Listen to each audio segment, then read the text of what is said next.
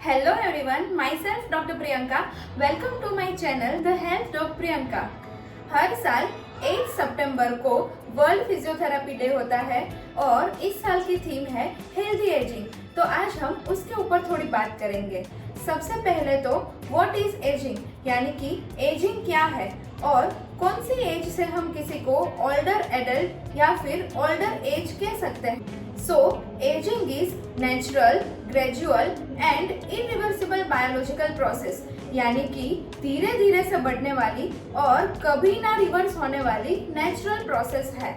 और ऐसी कोई भी स्पेसिफिक एज नहीं होती है जिसे हम ओल्ड मान सकते हैं, क्योंकि सभी स्टेट और ऑर्गेनाइजेशन के मुताबिक ओल्डर एज अलग अलग होती है। जैसे कि यूनाइटेड स्टेट की 60, WHO यानी कि वर्ल्ड हेल्थ ऑर्गेनाइजेशन के मुताबिक 65 इज द डिपेंडेंट एज, और इंडिया में maintenance and welfare of parents and senior citizen act 2007 के मुताबिक 60 year is the senior citizen age. पर मेरे हिसाब से वो कुछ मैटर ही नहीं करता, क्योंकि सक्सेसफुल एजिंग का मतलब एज बढ़ने के बावजूद व्यक्ति अच्छा और संतुष्टकारक जीवन व्यतीत करे। उसके लिए 3 मेन बात है। पहली, कोई बीमारी या विकलांगता न होना। दूसरी, अच्छी शारीरिक और मानसिक क्षमता होना।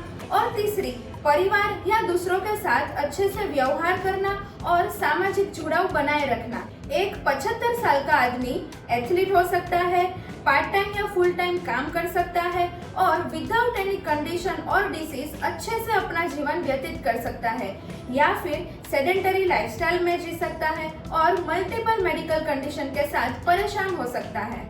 एजिंग की वजह से हमारे शरीर में सेल्यूलर, मस्कुलोस्केलेटल, सेंसरी जैसे बहुत सारे बदलाव आते हैं और osteoarthritis, osteoporosis, dementia, parkinsonism, increase the number of fall, urinary incontinence जैसी बहुत सारी कॉमन कंडीशंस भी आती है। But there are so many books and articles जिसमें फिजिकल एक्टिविटी और एक्सरसाइज के फायदे बताए हुए हैं, जो हेल्दी एजिंग को प्रमोट करता है, जिसमें improvement in balance, coordination, bone health, sleep, quality of life, reduce the number of fall, anxiety, depression included।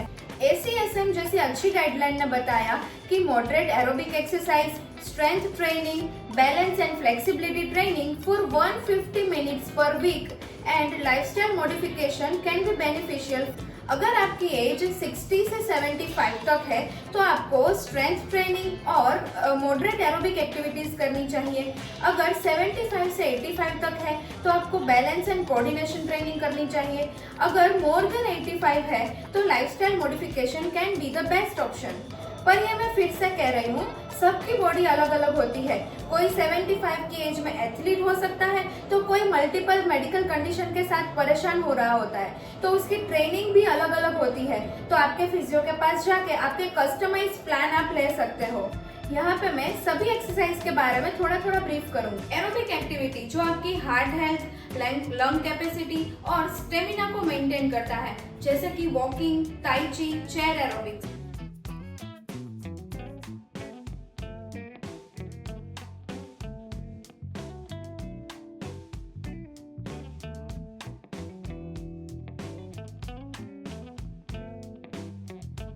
Second is strength training, जो आपकी मसल मास और बोन डेंसिटी को मेंटेन करता है। स्ट्रेंथ ट्रेनिंग 2 तरीके से कर सकते हैं।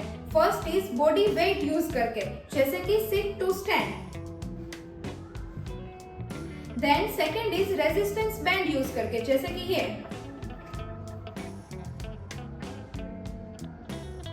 Now third is balance training, जो आपकी रिस्क ऑफ फॉल को कम करता है, जैसे कि सिंगल लेग स्टैंड और toe walking. Then fourth is flexibility training, जो आपकी मोबिलिटी को मेंटेन करता है, जैसे कि स्ट्रेच, योगा, पिलाटिस। एक्सरसाइज के साथ साथ डाइट का भी आपको ध्यान रखना चाहिए, जैसे कि शुगर, सॉल्ट और सैचुरेटेड फैट खाना बंद या तो फिर कम कर देना चाहिए। खाने में प्रोटीन की मात्रा बढ़ानी चाहिए, जैसे कि मूंग, चना, दही, पनीर। देन ओमेगा 3 जो फ्लैक्स सीड्स और वॉलनट्स में से मिलता है। देन कैल्शियम जो मोरिंगा पाउडर में से मिलता है।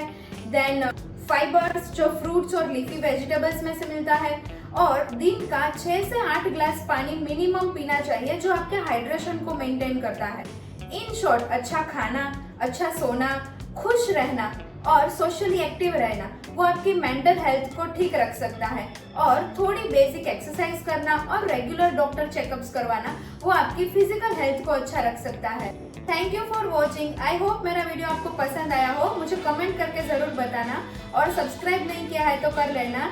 May God bless all of you with the happy and healthy life ahead.